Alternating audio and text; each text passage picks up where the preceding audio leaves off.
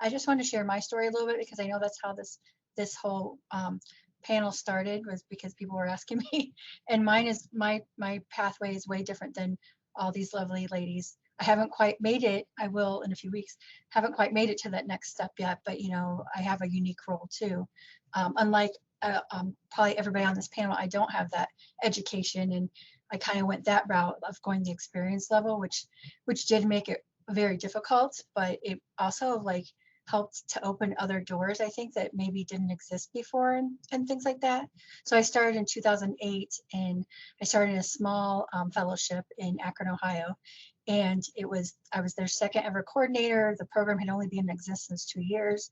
So it was very unique. And I loved it there. It was psychiatry. And I feel like the psychiatrists were probably the most supportive of anything that I did. They supported basically anything that I wanted to do, and they helped get me to the next step and things like that. So from there, for personal reasons, I moved to Boston, and there, when I first worked there, I worked at MGH just for a year and did like secretarial work until I could find the right position for me. And then I went from there to Tufts, where I spent most of my career so far. And through there, I worked at radiation oncology for a while. And during all these steps that I made, I did a lot of professional development along the way. And I tried to say yes and look at opportunities. My first professional development experience was in my first program. I'd only been a coordinator for like a year or two.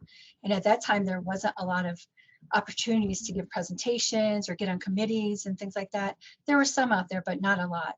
And so I'm like, you know, I'm just going to do it. And the people I worked with are so supportive. They helped me along the way. And it was, I remember I was so nervous. And I know a lot of people seeing me speak now would be like, how was she that nervous? I was so nervous. I didn't even see the people. And but now I give all kinds of presentations and things like that. So, you know, it helps you get out of those fears and those things that you may have. I also like, because I wanted to look at the TAGNY pathway at that time. And one of the things was gain professional development opportunities, and there weren't a lot, like I said.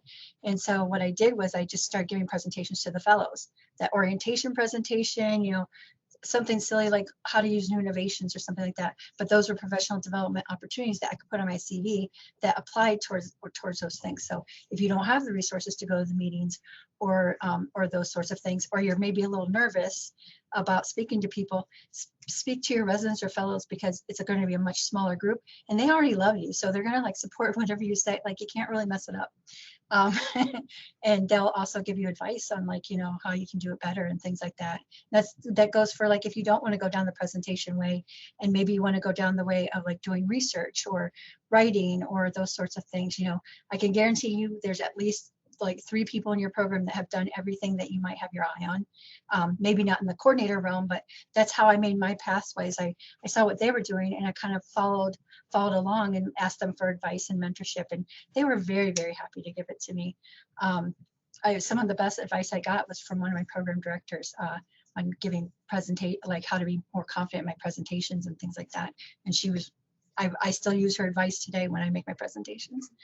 But like as I went through everything, I said yes to whatever opportunities came up, because in the beginning there weren't very many. So I created some and then I said yes to whatever I could. I remember HC Pro, I think it was my second year as a coordinator. They wanted to interview me for an article, and I remember back then I was like, wow, this is such a big deal. And now I'm writing columns for them and things. Well, not anymore, but like I was writing columns for them. But you know, so it's just really great. I can tell you probably the most important lesson I've learned along the way is networking. I mean, everybody I think has touched on it by being at the national meetings, but even take it beyond that. Like if you're in a program that you don't have the resources to go to the meetings and stuff like that, LinkedIn is a fantastic resource.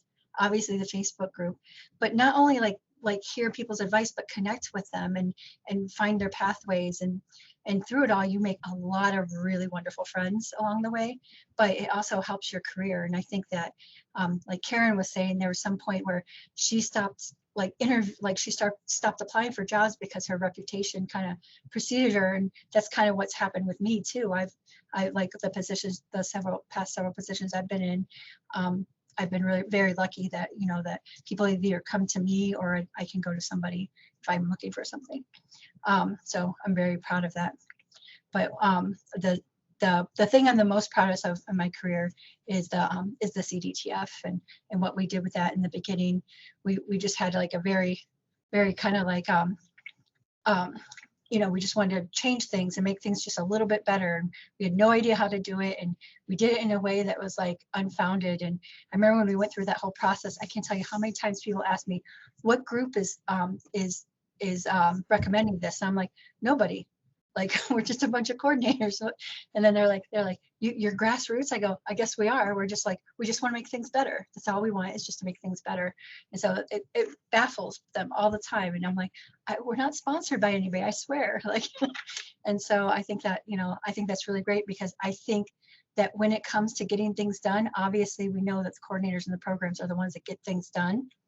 Even if they don't really know what they're doing, they still get things done. And I think that that's important to take as we develop our own careers. And anybody that that knows me knows I'm like a big pay it forward person.